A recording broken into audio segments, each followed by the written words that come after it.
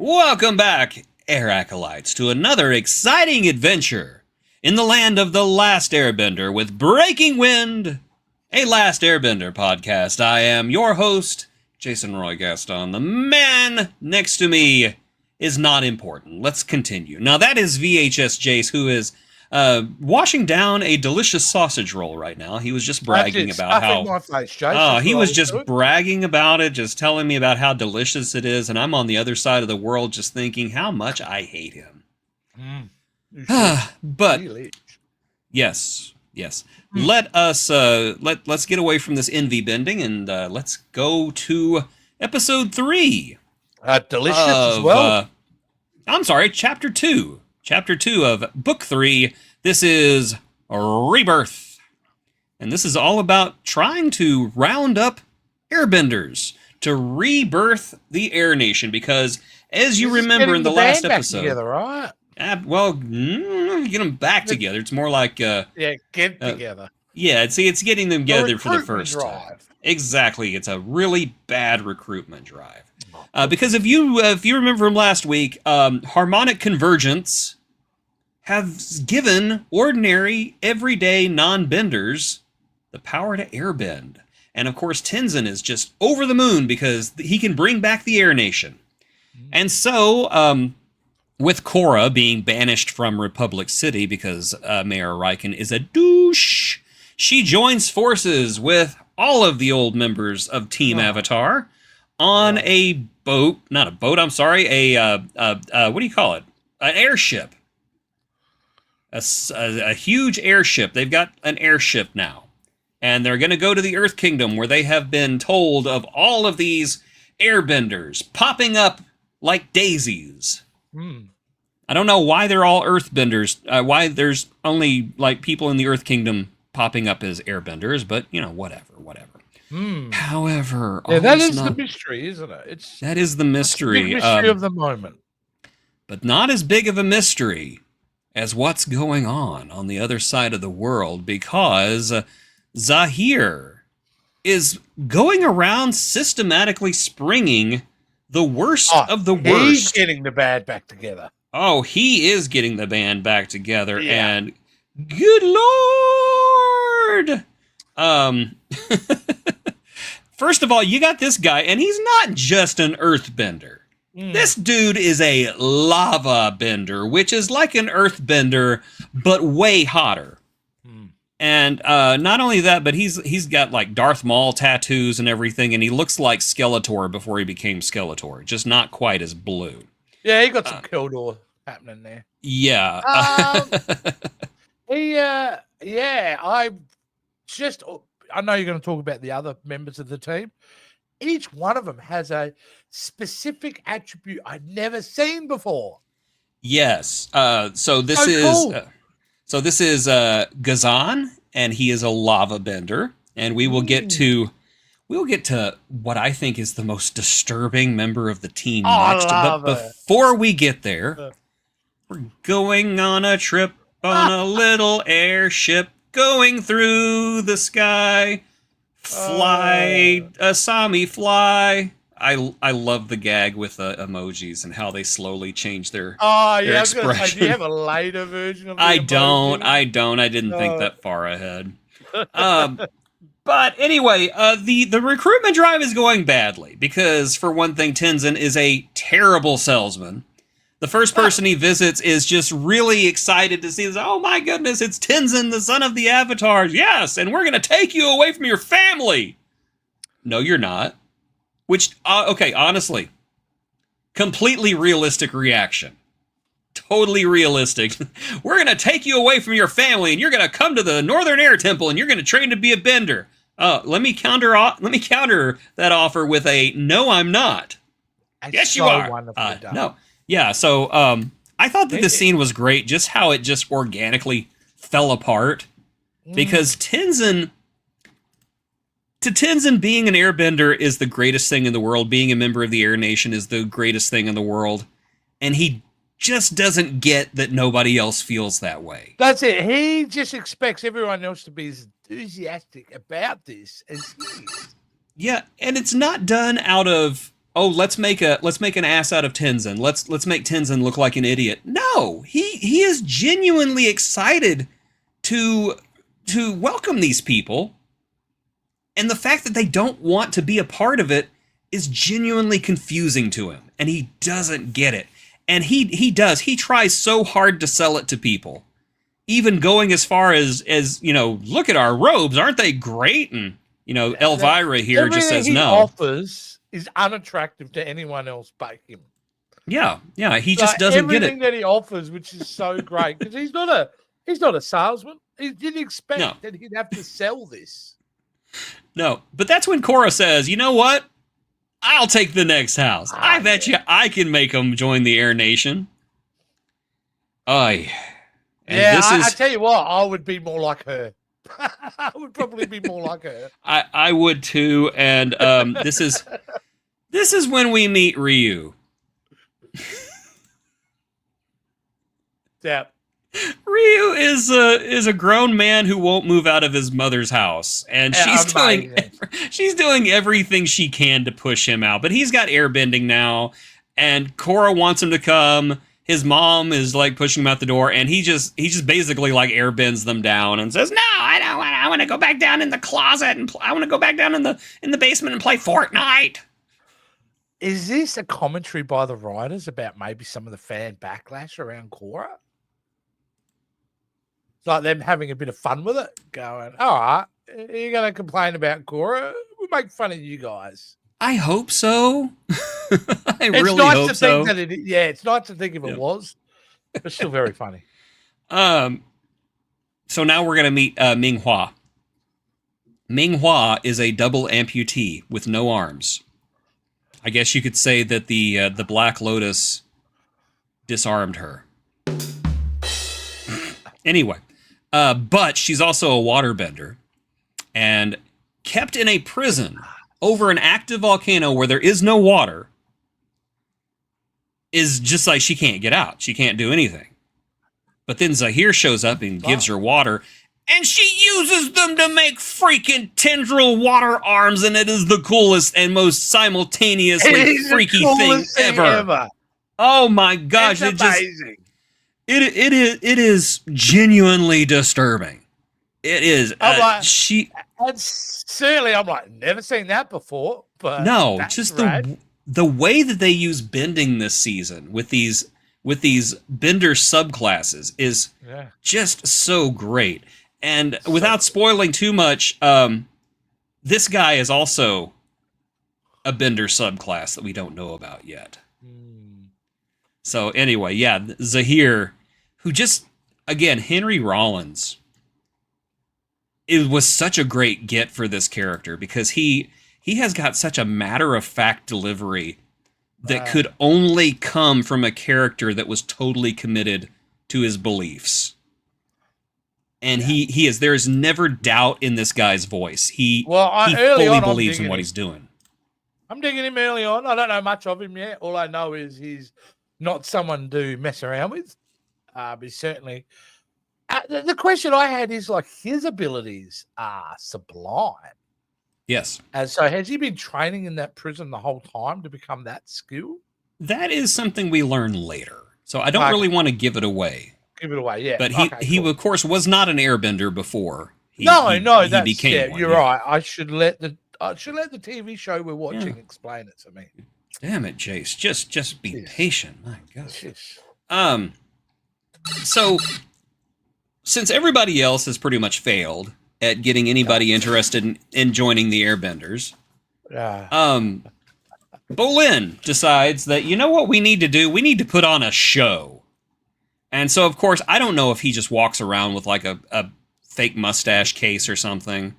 I think Bolin and Sokka would have gotten along famously, personally. Yeah. But, they decide to have a show. And, of course... Is he wrong? He's not wrong, and I will say the first show that they put on is the God dang show. Yeah. Tenzin. What in the... Whoever designed your robes needs to be whooped for hiding that from the world. Tenzin. Woo. Tenzin trouble if you... Tenzin, I'd say he's more of like an 11's in. Goodness. That was up for the potential thumbnail. That image. I didn't have that image, and I was like, oh, like that's up there with one as well, which we'll show later. But yeah, that's up there with Boomy in the first season. Whenever that rickety old man rips off his robes and he's all like stacked. Just, hello, Aang. Dad told me I had to work out and be like Boomy. Oh my goodness! Sorry, I laughed. I laughed far too. I don't know, something about just like the nerdiest, most socially awkward character on the show being the most physically in shape. Just, it's no wonder that Lynn was salty over losing that. It's no wonder. It's no wonder she still has a grudge against Pema. Moving on. Here we go. That was out of order. Here we go. Okay, here we go. But this show is just like, this show lures in this kid named Kai. And Kai's like, oh my gosh, I want a body like that. Can I become an airbender? And they're like, absolutely, kid. We have to ask your parents. My parents are dead. Awesome. You can come with us then.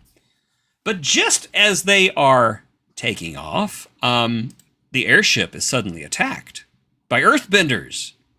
And so Korra immediately goes on the offensive and attacks them back. But it turns out, they're not raiders. They're not pirates. They're cops. And they're after little Kai because little Kai is a little liar. And he has stolen the life savings of the people who adopted him. Oh my God. And speaking as the father of adopted children who have slowly drained my finances over the last 15 years. I get it. I get it. He just did it all at once. It was like ripping the Band-Aid off. But the difference between him and my kids is what he did was illegal. My kids had patience. Anyway. Korra says, okay, since you got the money back, let's take this little thief with us. There's absolutely no way that this can backfire on us at all. Yeah, well, there you go. You got a love interest for Nora. Yeah, Nora falling for the bad guy. That's that controversial film from earlier this year. No, Janora. Yeah, no, it's just like, is he part of the team now? We're going to see some, don't answer it, but now I'm thinking, to be honest with you, I'm not totally in love with that little character. And I'm thinking, no, are we kind of dragging him along? Maybe I'll get to like him. Maybe I'll wish he was no longer with us. I don't know, but I'll be curious to see where they take this little guy. Only one way to find out is continuing to watch this series, which that's about it. That's all this episode had for us. Oh, no, wait. No, it's not. Because I've been biting my tongue for the last 2 years. We've been doing these shows so hard that I think my tongue bled several times. Because there was one reveal in this episode that I knew would send you over the edge, send you over the moon. And I have not said anything about it. I did put my pants over this one, I will say that. That is that in the Fire Nation, news of the escape of Gaston and Minghua and Zahir has reached the ear of Zuko. Zuko is still with us, and he's looking as awesome as ever. I can't express what I said in the room in the moment this was revealed. Like, we will get demonetized because of my reaction. You just kind of thought at this point that, Aang being gone, Sokka being gone, Toph being gone, that, of course, Zuko, being the oldest of the group, would be gone as well, but nope. He's like 150. He's like, I just shit myself and I just want to throw fire. But yeah, he's still awesome. I almost gave it away the other day whenever we were complaining about Dante Bosco being replaced as the voice of Zuko by Steven. Oh my gosh, I forgot his last name. Ewan. Thank you. By Steven Ewan. Which love Steven Ewan. I've met the guy. He's a great person. But yeah, you don't do that to Dante. Mm. But anyway, whenever we were complaining about, you just don't replace the voice of Zuko, I almost said, well, they did replace him in Korra, but I think I said, well, they... You held back, did you? That was the closest, I will say, closest I got. Look, I get the love for keeping the original voice guy, but I think we're looking at a man who's 100+ years later in life. Yeah, I don't have a problem. Yeah, you know what I mean? I'm sure his octaves would have changed and things like that. Dante Bosco has such a unique voice, but he's it would would be not... part of the projects. There's no doubt. He's got to be, but for older Zuko, his voice would not have worked. No, because he's got a youthful sounding voice. Yeah. That's one of the great things about his voice. I'm not 100% certain, but I think it's the same voice actor who voiced Roku. Oh, all right. Because remember, Roku was Zuko's great-grandfather. So, yeah. So, that's interesting. He even kind of looks like Roku a little bit, which I think is interesting. Make him look so cool. He does, and he's got... he's cut the episode at this point. I'm satisfied. No, he says, I have to go. I have to go warn the Avatar. He's going to be coming for her. Yeah. Then he gets on a freaking dragon. He's flying a freaking dragon, Jason. And he flies away. And I'm just like, Zuko is the coolest person ever. I compare it to Terminator 2, him putting the glasses down and getting on the bike. Yeah. It was cool enough just putting the glasses on. I have a million questions around this. I am going I don't to want you to answer any of them. So I just have to go with this. Okay. I am going to temper your expectations just a little bit. You remember how Katara has been treated in the show? Yeah. It's kind of like that. Because the show's not about Zuko. No, I know. Yeah. But we're going to have at least a scene, aren't we? I mean, there's at least going to be Oh, yeah. You know, there's no way he's riding a dragon we don't get a cool scene. There is a moment later. I'm not going to say what it is, but there is a moment where Korra surprises Zuko, and it's a cute moment.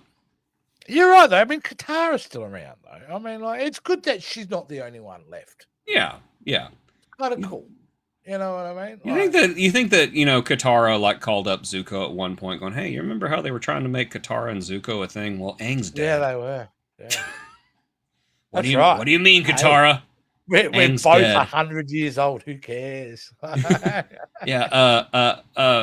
My wife is still alive. Oh, damn. She's still crazy. Yeah, she's still crazy. Well, yeah, no.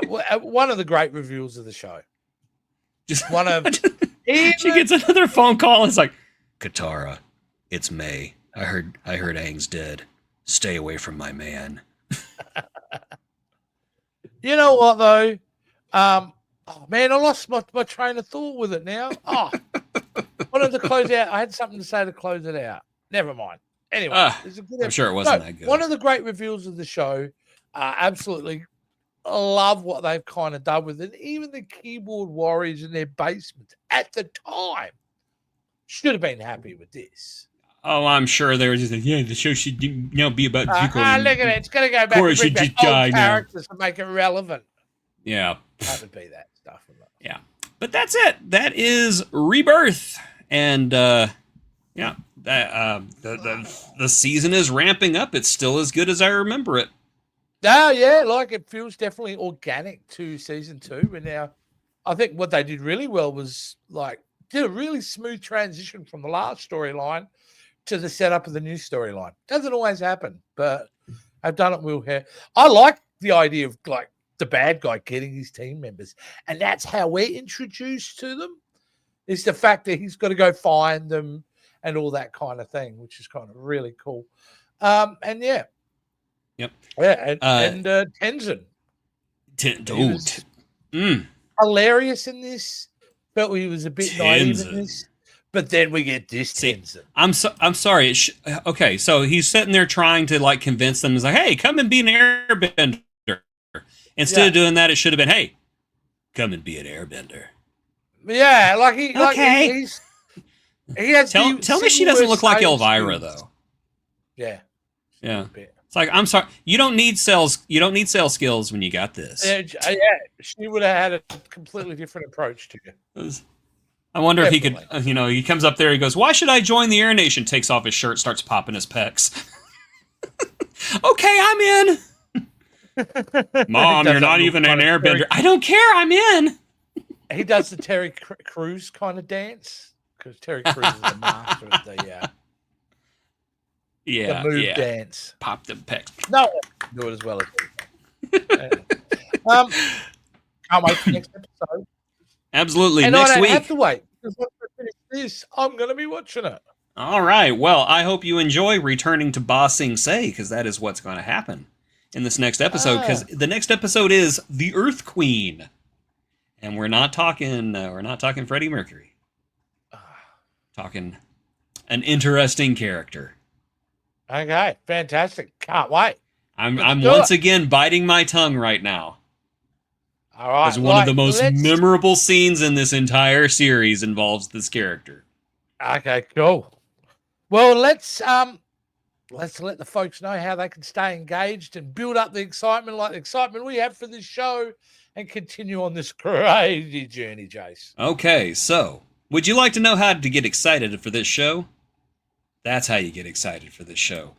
And if you want to see more of that, go to our Patreon. Go to our Patreon. You can support this lunacy for only $5 a month or more if you are feeling swift and swole. You can also become a YouTube channel member. Either way, you get all this early. Damn. And be sure to join us next time on Breaking Wind, a Last Airbender. I've completely forgotten what I was going to say. Look at that.